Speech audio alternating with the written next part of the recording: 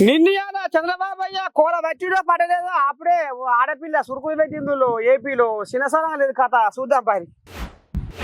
ఓ ముఖ్యమంత్రి సారు చంద్రబాబు నాయుడు నిన్నే అంటున్నా, నిన్నే మందలిస్తున్నా. నీకే నా క్వశ్చన్ నీకే, నా ప్రశ్న నీ గుండె గుచ్చుకోవాలి. ఏమనుకుంటున్నావు? అవును, మరి పోలవరం ప్రాజెక్టు ఏం చేస్తావు సారు? ఎప్పుడు పూర్తవుతుంది అది చెప్పు తొందరగా. అది నువ్వు మొన్న విడుదల చేసిన శ్వేతపత్రంలో ఇది లేదు, మరి ఎందుకని రాయలే నువ్వు? ఎందుకని పెట్టలేదు?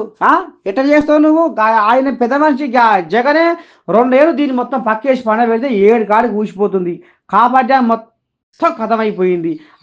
నువ్వు మరి ఎట్లా చేస్తావు? ఏంది ఏం కథ? ఏం చెప్తలేవేంది మాకు అని ఈ రకంగా ఓ మహిళ, ఓ ఆడబిడ్డ ఏకంగా సీఎంకి సూరి పెట్టి చూడు సభలో ఎట్లా అడుగుతుందో. ఇక దానికి మరి చంద్రబాబు ఏమంటాడు, ఏంది ఏం కథ జరిగిందాం పారి. సార్, మీరు ఎప్పుడు సంక్షోభంలో అవకాశాలు ఎత్తుక్కోవాలి అంటారు.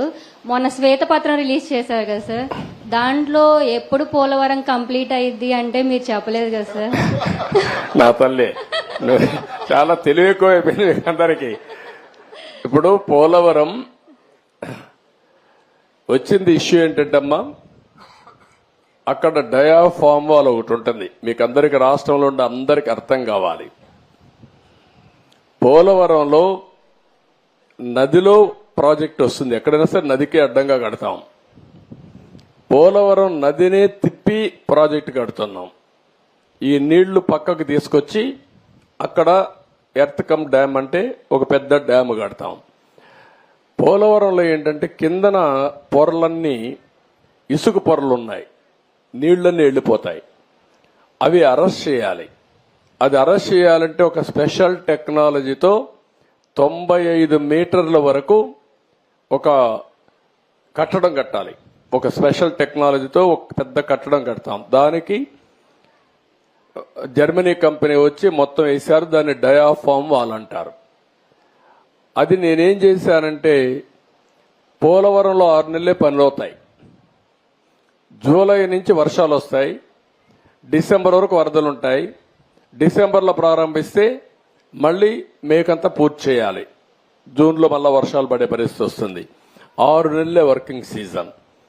నేను కష్టపడి 2 సీజన్లో ఆ డయాఫామ్ వాల్ పూర్తి చేశాను, చాలా ఇబ్బందులు పడి.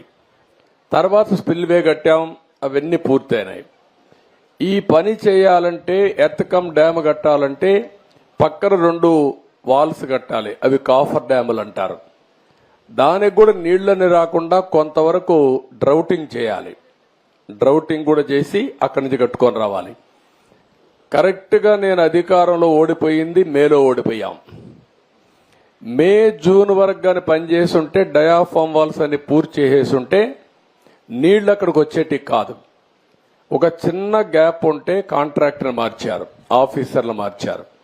వర్షాలు వచ్చాయి, 2 ఏళ్లు పట్టించుకోవాలి. నీళ్లన్నీ వచ్చి డయాఫామ్ వాల్ కింద నుండేదంతా సుడులు తిరిగి, ఎందుకంటే అవి పెద్ద ఎత్తున 20 లక్షలు 30 లక్షల క్యూసిక్స్ ఆఫ్ వాటర్ వస్తుంది. దేశంలోనే ఎక్కువ నీళ్లు ప్రవహించే నది గోదావరి. ఇప్పుడు ఆ నీళ్లన్నీ వచ్చి సుడులు కొట్టేసింది. కిందన మట్టి అంతా ఇసుకంతా తీసేసి కొట్టుకొని వెళ్ళిపోయింది. ఆ సుడులతో కాఫర్ డ్యామ్ దెబ్బతినింది, డయాఫామ్ వాల్ దెబ్బతినింది.